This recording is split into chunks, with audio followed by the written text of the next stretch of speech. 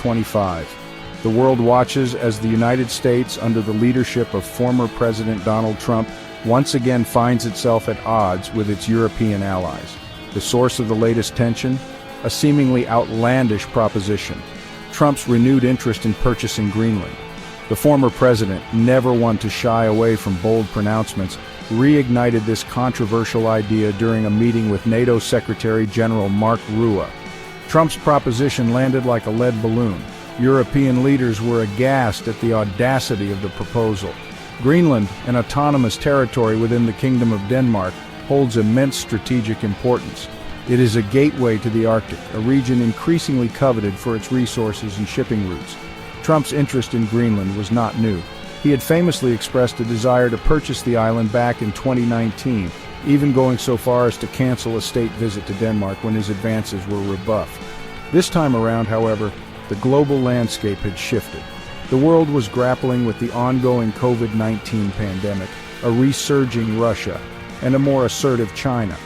Trump, seemingly oblivious to these geopolitical complexities, appeared fixated on his Greenland ambition.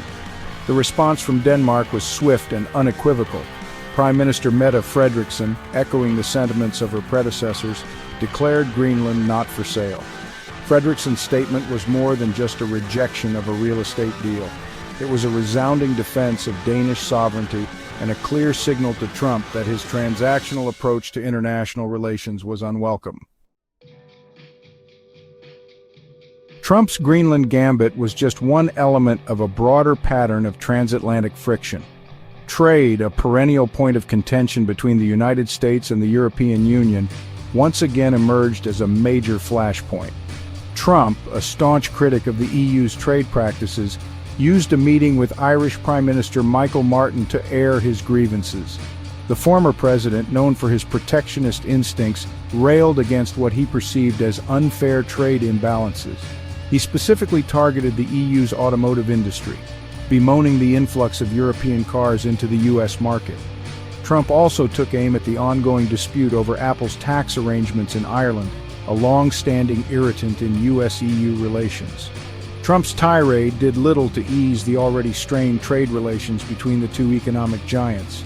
The EU, for its part, had not been sitting idly by in the face of Trump's protectionist policies. In response to Trump's earlier imposition of tariffs on steel and aluminum imports, the EU had retaliated with tariffs of its own, targeting iconic American products like bourbon whiskey and Harley-Davidson motorcycles. The tit-for-tat tariff war had inflicted pain on both sides of the Atlantic, disrupting supply chains, raising prices for consumers, and fueling uncertainty in the global economy. Despite this, Trump seemed intent on escalating the trade war, threatening further tariffs if the EU did not bend to his demands. While Trump was busy stoking trade tensions, a seemingly unrelated event in Denmark would further exacerbate the transatlantic rift. Two of Denmark's largest pension funds, Akademiker Pension and Pension Danmark, announced their divestment from Tesla, the electric car manufacturer headed by the enigmatic Elon Musk. The move sent shockwaves through the financial world, but it was the reasoning behind the divestment that truly caught the attention of observers. The Danish pension funds cited concerns over Tesla's labor practices and the controversial behavior of its CEO, Elon Musk.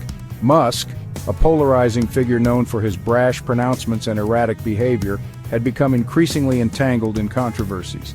His refusal to sign collective bargaining agreements with unions at Tesla's factories in Sweden had led to strikes and accusations of anti-labor practices. Musk's dismissive attitude towards unions did not sit well with the Danish pension funds, which placed a high value on workers' rights. The Danish divestment from Tesla proved to be a harbinger of things to come for Musk and his company in Europe. Tesla's sales on the continent, once a bright spot for the electric car maker, began to plummet. In January 2025 alone, Tesla's European sales plunged by a staggering 45%, a dramatic reversal of fortune. The reasons behind Tesla's European decline were multifaceted, but Musk's own actions played a significant role. His political endorsements, often aligning himself with far-right figures in Germany, the UK, and Italy, alienated many European consumers. Musk's skepticism of climate change policies, a stark contrast to the European Union's strong stance on environmental protection, further tarnished his image. Musk's online antics, once a source of amusement for some, increasingly became a liability. His penchant for Twitter feuds, often targeting critics and journalists, struck many Europeans as unbecoming of a business leader. The cumulative effect of Musk's controversies was undeniable. Tesla's brand had become toxic in the eyes of many European consumers. Continent's concerns, Musk's political misfires. Musk's actions, while seemingly focused on his business interests, had unintended consequences that extended far beyond the realm of commerce. His political endorsements, often perceived as aligning with anti-establishment and populist movements, raised concerns among European leaders already grappling with the rise of nationalism and extremism within their own borders. Musk's support for figures like the AfD in Germany, a far-right party known for its anti-immigrant and Eurosceptic views, struck a nerve in a country still haunted by its Nazi past. His embrace of Brexit and his praise for right-wing Italian politicians like Matteo Salvini further fueled anxieties about the erosion of democratic norms and the rise of illiberalism. Beyond the realm of politics, Musk's environmental views also put him at odds with European sensibilities. His skepticism of climate change, a phenomenon widely accepted as a scientific reality in Europe, and his dismissal of renewable energy solutions clashed with the European Union's ambitious environmental agenda. Europe's united front, a transatlantic realignment, Trump's Greenland overture, his trade tirades, and the Musk factor combined to create a perfect storm in transatlantic relations.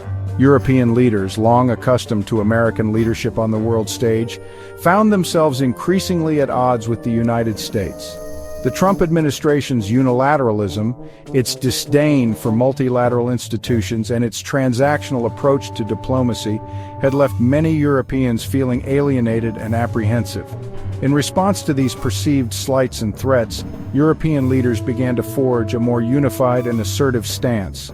The days of blindly following the American lead were over. Europe, facing challenges on multiple fronts, from a resurgent Russia to a rising China, realized the need to chart its own course. The response to Trump's Greenland ambitions was a case in point. Danish Prime Minister Mette Frederiksen's firm rejection of Trump's proposal was met with widespread support from other European leaders. The message was clear: Europe would not be bullied or bought. The Musk factor, catalyst for change. Elon Musk, while not a head of state or a political figure in the traditional sense, played an unlikely but significant role in this transatlantic realignment. His actions, often perceived as reckless and out of touch with European values, served as a wake-up call for many Europeans. Musk's anti-labor practices, his embrace of right-wing figures, and his environmental skepticism crystallized the growing divide between the United States and Europe. He became a symbol of American excess, a cautionary tale of unchecked capitalism and the dangers of unfettered corporate power. The Danish pension fund's divestment from Tesla, while a financial decision, carried symbolic weight. It sent a clear message to Musk and other corporate titans that their actions had consequences, that they would be held accountable for their behavior, and that Europe would not hesitate to defend its values, even if it meant standing up to powerful economic interests. A new era. Europe's stand for values.